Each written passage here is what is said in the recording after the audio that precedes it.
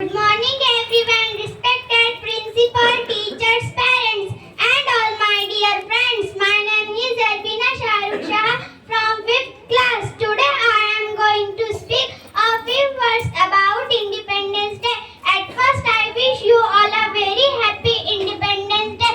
Friends, today we all celebrate Independence Day of honor and pride for every Indian this day. In 1947 India got from British rule. Our great freedom fighters like Mahatma Gandhi, Pandit Nehru, Subhash Chandra Bose, Lokmanya Tilak, Bhagat Singh and many others devoted their whole life the freedom of our country. I love my India. जय हिंद.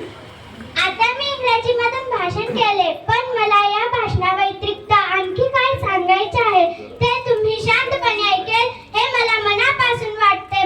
आम्ही रोज शाळेत आल्याबरोबर सर्व शाळा साफ करतो आणि दुसऱ्या दिवशी येऊन बघतो तर गेट समोर एवढ्या काही पुड्या पडलेल्या असतात आणि पुड्या खाऊन थुंकून पण ठेवतात. तर मला हे म्हणायचं आहे की पुड्या खाता का आणि खाल्ल्या पण तर या पुड्यामुळे एवढे काही रोग होतात. कॅन्सर हा रोग पण पुड्यामुळेच होतो. तर माझी विनंती आहे की पुड्या खाऊ नका आणि खाल्ल्या पण तर गेट समोर टाकू नका आणि तुंकू पण नका ही माझी नम्र विनंती. एवढे बोलून मी माझे भाषण संपविते. जय हिंद, जय भारत.